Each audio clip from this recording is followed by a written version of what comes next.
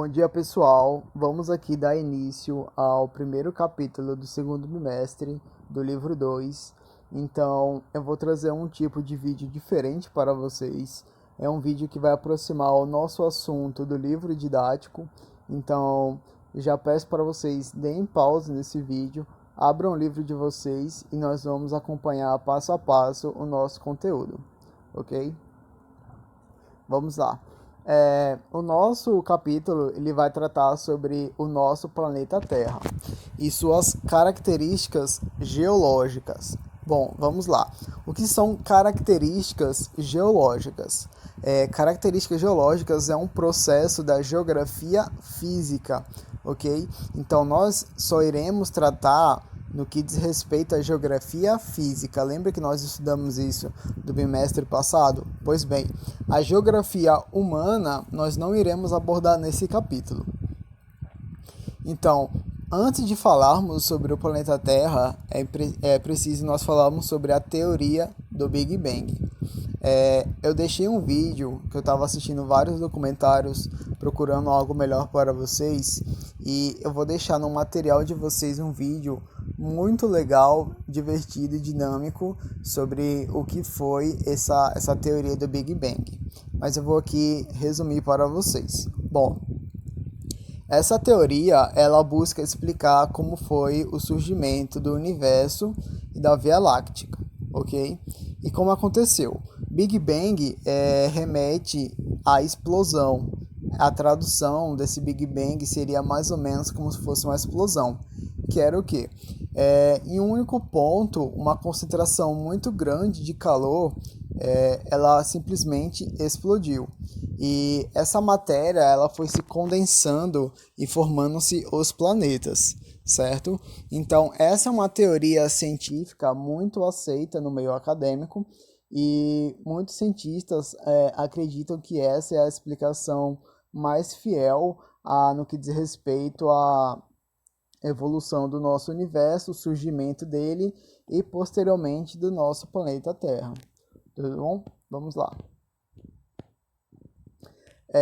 Neste capítulo, nós não iremos dar tão a fundo o sistema solar e os outros planetas, porque isso aqui é mais um assunto de ciências, ok? Vamos apenas focar no nosso planeta Terra. Bom, o nosso planeta Terra, todo aquele material que foi explodido, ele estava se condensando e formando apenas um material só, que seria o processo final, o nosso planeta. Só que ele era muito quente, muito quente. E nessa época, há bilhões de anos atrás, ele era bombardeado várias vezes por meteoros, asteroides, cometas e esses agentes externos. E quando esses cometas, esses meteoros, eles batiam no planeta Terra, eles aqueciam bastante um planeta que já era muito quente, ok? E isso vai dar origem ao manto. De que forma? Bom, esses asteroides, esses meteoritos, eles liberavam muito calor. E esse calor ele se dividiu em duas formas: o manto líquido e o manto mais pesado, um material mais pesado. Então, eles se dividem. A parte líquida do manto, ele sobe. A parte pesada desse material quente, pastoso, ele desce, ok? Dessa forma, o manto ele é denominado. A partir do tempo, a Terra ela começou a se resfriar. Quando ela começou a se resfriar, isso foi se solidificando, ou seja, foi tomando forma. Essa forma ela é chamada de crosta terrestre, ok? Bom, vamos lá. E também nós temos o magma. Vou ler aqui para vocês no livro, acompanhem comigo. O magma, em processo de solidificação na superfície, borbulhava emitindo gases e vapor de água, formando assim a atmosfera primitiva da Terra. Posteriormente, esses elementos contidos na atmosfera precipitaram-se sobre a forma de chuvas. Ou seja, vocês estão vendo que a partir de um processo natural tudo vem tomando forma.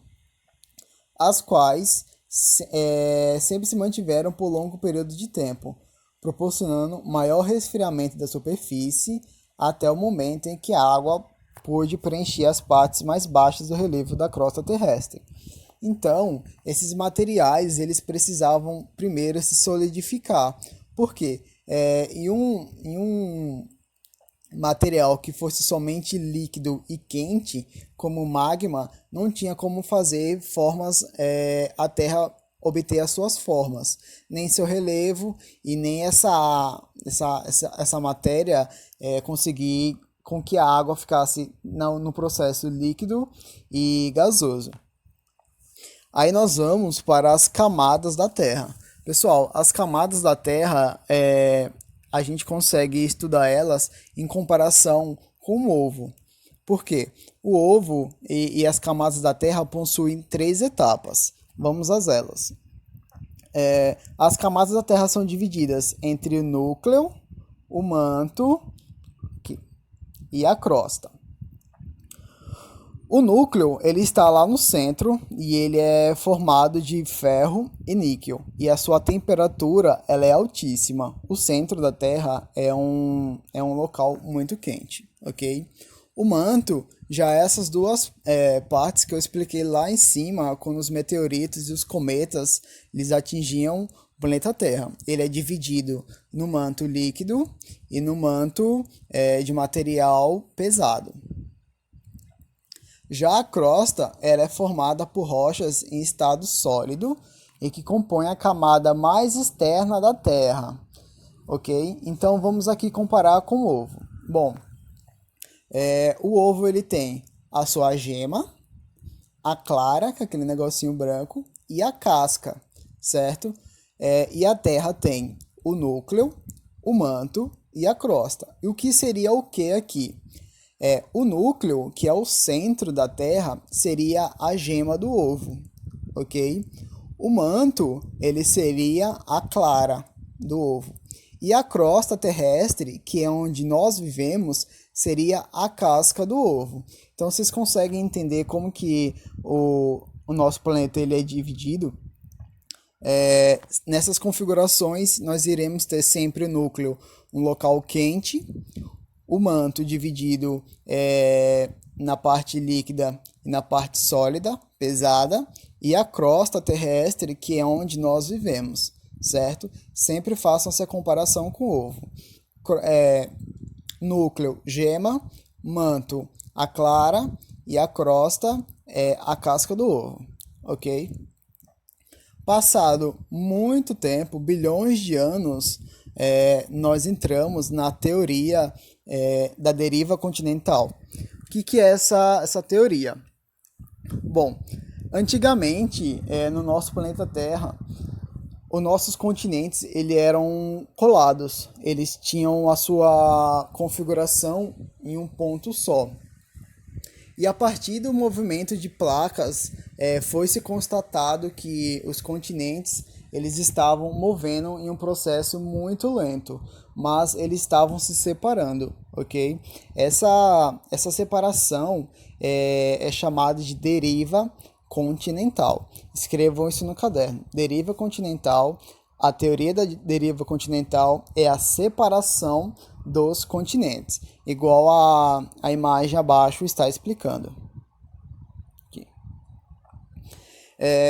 Alguns estudos foram feitos para tentar explicar o porquê que esses continentes se separaram. Entre algumas coisas que foram abordadas, uma das imagens mais marcantes foram a América do Sul e a África, certo? Para dar mais força para essa teoria, para que os cientistas acreditassem nessa tese, essa imagem foi bastante divulgada. Vocês conseguem perceber que a América do Sul e a África, elas parecem se encaixar como se fosse um quebra-cabeça, certo?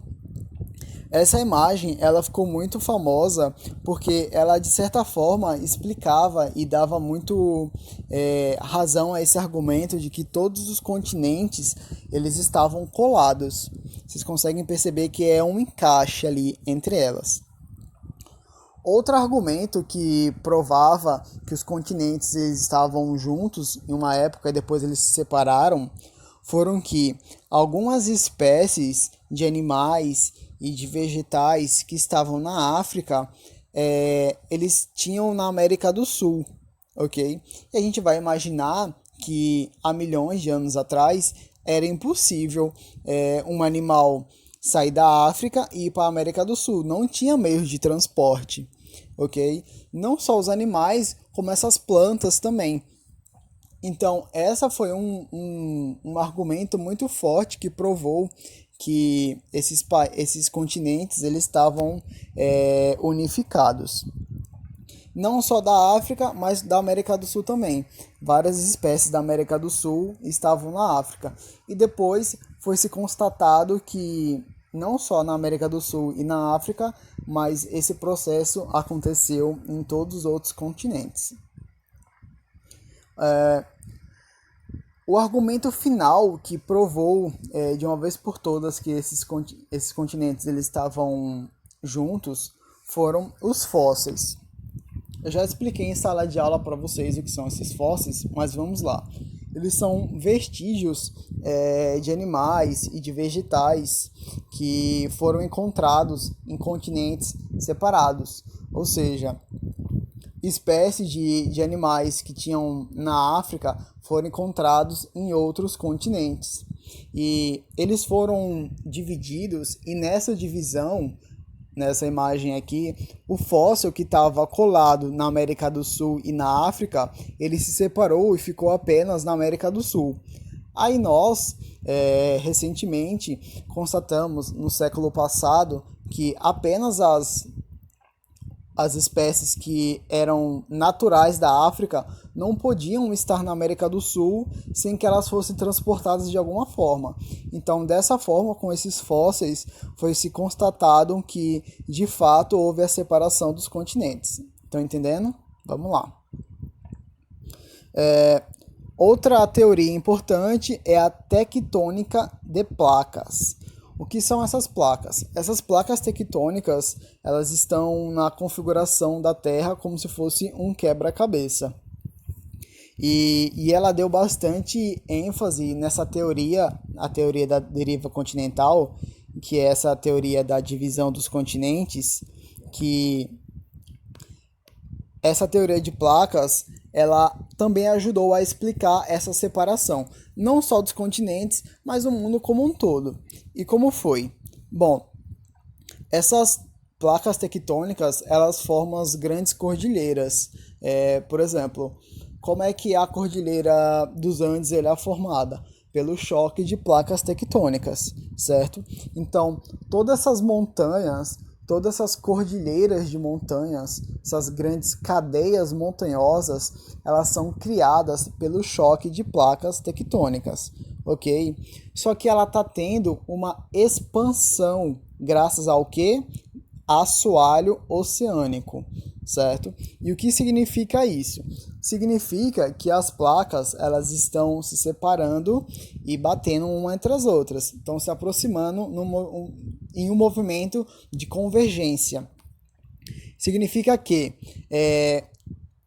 essas placas se afastando, as cadeias montanhosas elas estão se expandindo também, ou seja, ou as cadeias estão separando ou elas estão aumentando. E nós sabemos que esse relevo, essas montanhas, elas não têm a capacidade de fazer isso por elas mesmas, e sim por causa de algum movimento que não era explicado. E essa explicação se deu o nome de tectônicas de placas, ok? Vamos lá. Aqui nós temos algumas placas no mundo que explicam bastante como que é o movimento entre elas. Eu vou ler aqui para vocês. Em seus movimentos, as placas tectônicas separam-se, chocam-se ou deslizam paralelamente. As bordas das placas tectônicas, por conta da pressão e do atrito resultante do movimento das placas, são áreas onde ocorrem diversos fenômenos geológicos, como os terremotos, quando as placas estão próximas de se chocarem, as cadeias montanhosas, que foi o que eu expliquei, os vulcões e as forças oceânicas, que é isso que eu falei que se alargam. A maioria dos vulcões ativos situa-se ao longo dos limites dessas placas, ou seja, no meio entre elas. Após isso, vocês respondam a atividade dessa página. Para responder a atividade dessa página, vocês precisarão ler esse texto e completar as informações que nelas estão, ok? É bem tranquilo. Caso vocês tenham alguma dúvida no conteúdo, é só perguntar a mim que eu estarei disponível no WhatsApp, certo? Nessa página, a única atividade que eu quero que vocês respondam é a primeira questão da tarefa, somente ela. Bom, espero que vocês tenham entendido e bom estudo a todos. Lembrando que tem um vídeo complementar, bem didático, bem legal sobre a teoria do Big Bang.